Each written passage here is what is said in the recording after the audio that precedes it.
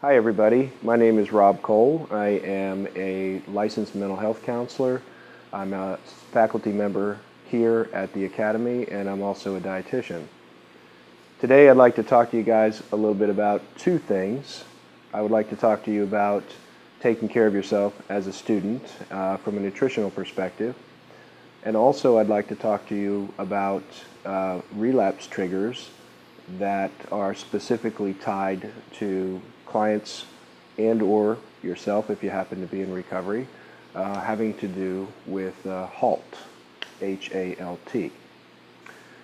The first thing I'd like to talk about is ways that you can take care of yourself as a student so that you're able to study and able to comprehend what is happening in the classroom.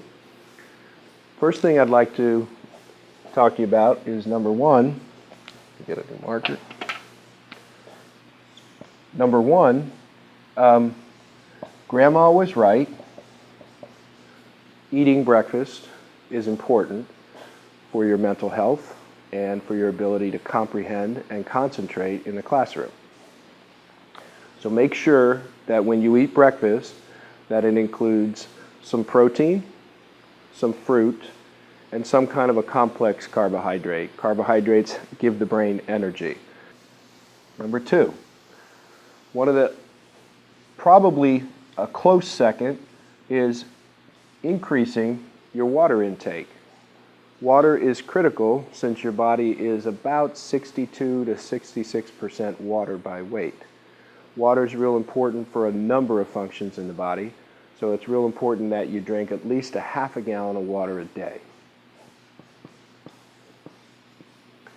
Unless you have some type of a kidney problem, liver problem, or heart problem that would prevent that from happening. Fluids are critical. Number three, if you're able to take a multivitamin supplement, a general multivitamin would be good because we don't eat perfectly and it allows us to fill in any gaps that we might have. I would caution you if you have something that would prevent you from taking or be contraindicated in taking a multivitamin, such as certain medications, also certain diseases can impact whether or not a vitamin supplement is appropriate for you. Number four, rest, rest, rest. Okay? Make sure that you get ample rest. By that I mean 7 to 8 hours of sleep per night, or whatever time you can squeeze that in. Number five,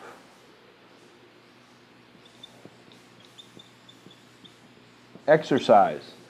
Exercise is important because it enhances blood flow, it helps the brain focus, and it carries nutrients to the brain, as well as provides stress reduction. So we want to be able to keep our stress levels down because school is going to be stressful enough.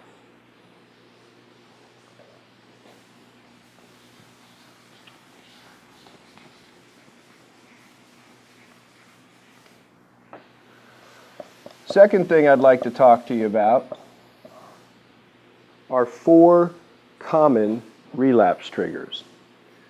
Relapse triggers are those things that would allow somebody to put stress on them to want to use or act out in some addictive behavior or a substance. And one of the things that is common that's often overlooked, and this, believe it or not, ties directly to nutrition, is HALT. Hungry, angry, lonely, tired. The reason this is so significant is because, first of all, the H refers strictly to physical hunger. Physical hunger. Why that's important is because if we don't eat, obviously we don't get nourishment, but we forget that not just the nourishment that comes from that, but the energy that comes from food that's critical for our ability to think, and our ability to process and comprehend information. How this ties in is that when you're physically hungry, we become tired, fatigued. We don't have energy. We have poor focus, poor concentration. So eating is at the core of minimizing 4 potential relapse triggers. When you're tired, real easy to get angry, irritable, some people even enraged. So we want to be able to avoid that emotion so that we can function appropriately. When we're angry, we often become lonely either through isolation or nobody wants to be around you because you're not a very pleasant person.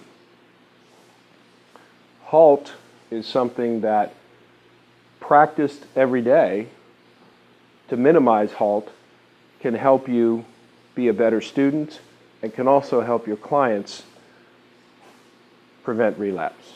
Another thing that needs to be of strong consideration is minimizing or avoiding caffeinated beverages, particularly high doses of caffeine, high concentrations and consumption of energy drinks.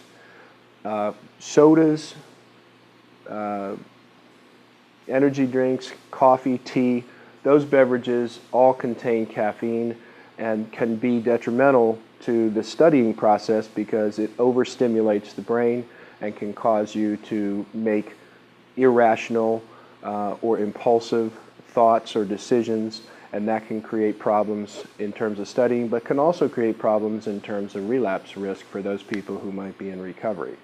The important thing to understand is that caffeine is a stimulant, and in order to avoid being constantly stimulated or overstimulated, it's best to avoid or at least minimize the caffeine consumption to the equivalent of about 200 milligrams a day, which is about 2 cups of coffee.